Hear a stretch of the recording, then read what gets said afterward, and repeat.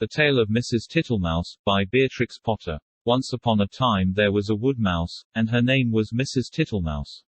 She lived in a bank under a hedge. Such a funny house. There were yards and yards of sandy passages, leading to storerooms and nut cellars and seed cellars, all amongst the roots of the hedge.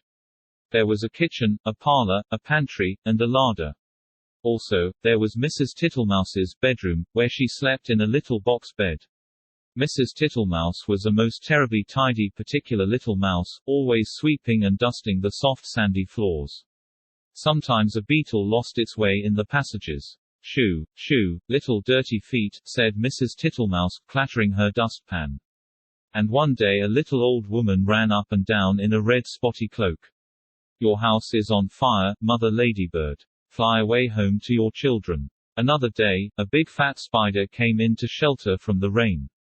"Beg pardon, is this not Miss Muffet's? Go away, you bold bad spider. Leaving ends of cobweb all over my nice clean house." She bundled the spider out at a window. He let himself down the hedge with a long thin bit of string. Mrs Tittlemouse went on her way to a distant storeroom, to fetch cherry stones and thistle down seed for dinner. All along the passage she sniffed, and looked at the floor. "I smell a smell of honey. Is it the cowslips outside, in the hedge? I am sure I can see the marks of little dirty feet." Suddenly round a corner, she met Babbity Bumble. "Ziz, biz, biz," said the bumblebee. Mrs Tittlemouse looked at her severely. She wished that she had a broom. "Good day, Babbity Bumble, I should be glad to buy some beeswax." "But what are you doing down here? Why do you always come in at a window, and say ziz, biz, biz?" Mrs Tittlemouse began to get cross. "Ziz, whiz, whiz," replied Babbity Bumble in a peevish squeak. She sidled down a passage, and disappeared into a storeroom which had been used for acorns. Mrs Tittlemouse had eaten the acorns before Christmas. The storeroom ought to have been empty. But it was full of untidy dry moss. Mrs Tittlemouse began to pull out the moss. 3 or 4 other bees put their heads out, and buzzed fiercely. "I am not in the habit of letting lodgings. This is an intrusion," said Mrs Tittlemouse. "I will have them turned out. Buzz. Buzz. Buzz. I wonder who would help me. Biz, whiz, whiz. I will not have Mr Jackson. He never wipes his feet." Mrs Tittlemouse decided to leave the bees till after dinner. When she got back to the parlour, she heard someone coughing in a fat voice, and there sat Mr Jackson himself. He was sitting all over a small rocking chair, twiddling his thumbs and smiling, with his feet on the fender. He lived in a drain below the hedge, in a very dirty wet ditch. "How do you do, Mr Jackson? Dearie me, you have got very wet." Thank you, Mrs Tittlemouse. "I'll sit a while and dry myself," said Mr Jackson. He sat and smiled, and the water dripped off his coat-tails. Mrs Tittlemouse went round with a mop. He sat such a while that he had to be asked if he would take some dinner. First she offered him cherry stones. Thank you, Mrs Tittlemouse. No teeth, no teeth, no teeth," said Mr Jackson. He opened his mouth most unnecessarily wide. He certainly had not a tooth in his head. Then she offered him thistle down seed. Tiddly, widdly, widdly.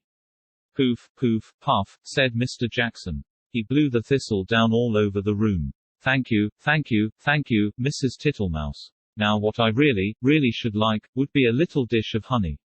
"I am afraid I have not got any, Mr Jackson," said Mrs Tittlemouse. "Tiddly, widdly, widdly, Mrs Tittlemouse," said the smiling Mr Jackson. "I can smell it, that is why I came to call." Mr Jackson rose ponderously from the table, and began to look into the cupboards. Mrs Tittlemouse followed him with a dishcloth, to wipe his large wet footmarks off the parlour floor. When he had convinced himself that there was no honey in the cupboards, he began to walk down the passage. Indeed, you will stick fast, Mr Jackson." Tiddly, widdly, widdly, Mrs Tittlemouse. First he squeezed into the pantry. Tiddly, widdly, widdly. No honey, Mrs Tittlemouse. There were 3 creepy crawly people hiding in the plate rack. 2 of them got away, but the littlest one he caught. Then he squeezed into the larder. Miss Butterfly was tasting the sugar, but she flew away out of the window. Tiddly, widdly, widdly, Mrs Tittlemouse, you seem to have plenty of visitors. And without any invitation, said Mrs Thomasina Tittlemouse. They went along the sandy passage, tiddly-widdly, buzz, whiz, whiz. He met Babbity round a corner, and snapped her up, and put her down again. I do not like bumblebees. They are all over bristles, said Mr. Jackson, wiping his mouth with his coat sleeve. Get out, you nasty old toad, shrieked Babbity Bumble. I shall go distracted, scolded Mrs. Tittlemouse. She shut herself up in the nut cellar while Mr. Jackson pulled out the bee's nest. He seemed to have no objection to stings. When Mrs. Tittlemouse ventured to come out, everybody had gone away.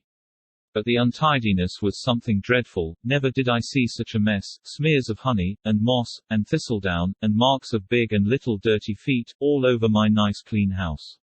She gathered up the moss and the remains of the beeswax. Then she went out and fetched some twigs, to partly close up the front door.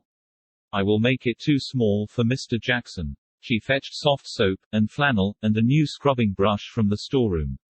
But she was too tired to do any more. First she fell asleep in her chair, and then she went to bed.